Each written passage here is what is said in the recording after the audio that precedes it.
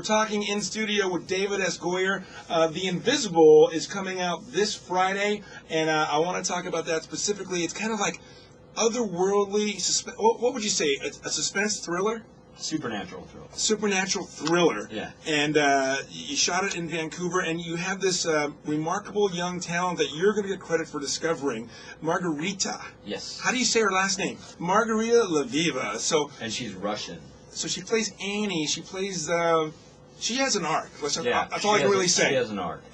She's got an incredible role to play, and it's sort of a once-in-a-lifetime role for a young actress, and every young actress in Hollywood wanted that role. So it was actually pretty cool that we went with an unknown, because it was like the best woman win. She just came in and she blew everyone away in the audition.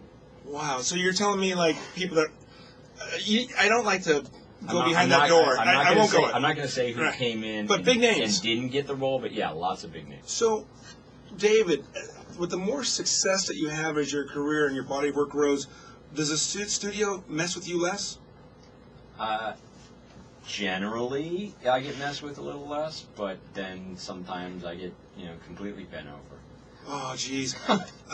Don't talk about don't give me a title, but just give me an example of, here's how I took the high hard one. I mean, give me an example. Like, did they change your movie around? Did they make you do some product placement? Oh yeah, no. I mean, there's definitely been projects. It happens when I was starting out. My stuff got changed around a lot more than it does now. Oh, what a violation! Oh yeah, I mean, look, I've had a lot of movies made, some TV shows made, and I'm fortunate in that I've probably had about 8 movies now made that I'm really proud of, which is a lot. And then I've got maybe 5 movies made, 4 movies that I'm kind of so on. And then I've got 5 or 6 pieces of crap. Mm-hmm. So you just roll with the punches as they go? Yeah, you got to roll with the punches. Well, I know that you're banking on The Invisible, and I want to go through the top 10 with you. Yeah. Titles, okay? Yeah. And then I just want to find out about, just get your 2 cents on each one of them. And if there's nothing, okay, $156 million, still in the top 10. Wild Hogs. I know Touchdown is a Disney, and this is a Disney, but, is that your kind of film, Wild Hogs? Not really. Not really? But you know what? That's cool. I mean, look, they can't believe it made so much money. I mean, it's crazy. It just keeps on going and going and going and going. I think there's going to be wild piglets in our future. I'm sure. Number 9, Perfect Stranger, Bruce Willis and Halle Berry. I just didn't want to run out and see this one for some reason. Nah, it felt like a movie that had already been made in the 80s, maybe. Mm-hmm. But look, I think Halle Berry is probably the most beautiful woman in the world. So that's big ticket right there, buddy. Give her that. I'll tell you an anecdote. We were filming Blade 3 at the same time. Halle Berry was filming Catwoman up in Vancouver, and so we decided to have a hockey game with our crew against their crew. Mm-hmm. So we rented out a hockey stadium for Saturday night. And we had Blade jerseys and we had Catwoman jerseys. Wow. And we kicked their asses so bad. At a certain point, it was like 24-0 that we gave them our goalie, and then I think they got like one point or something like that. Wow. Dig it. Hey, they deserve it. As a comic book lover, David S. Goyer, director of The Invisible, coming out Friday, did you and your bro buy Catwoman comics specifically? Well, they didn't have Catwoman comics when we were kids. She was just like a guest star in Batman and stuff like that. But I had lots of fantasies about Catwoman in the Batman TV show. So, okay, let's go over them. We had Eartha Kitt, Lee Merriweather, Julie Newmar. Julie Newmar, come on, man. No, I like Lee Merriweather. You're crazy. No, she was so hot. Like the Maybelline chick hot. No. Julie Newmar had those great. They all had great asses. Well, yeah. I mean, you have to. You're in like a spandex outfit. Wasn't there 4 or was there 3? I think there were 3, but I'm sure somebody at home, if there was a 4th, will school us on. Now, okay, David S. Goyer, the guy with $10 in his pocket, the moviegoer. Catwoman, you gotta, yay, nay? I haven't seen it, so. You just wouldn't. You took the high ground and said, that's not for me?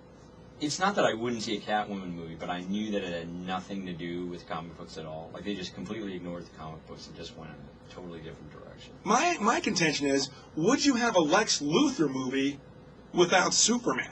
That's what I equated. I think there was a version of Catwoman that could have worked, But And that suit was ridiculous. Hottest woman in the world looks pretty dumb. Just let's move on.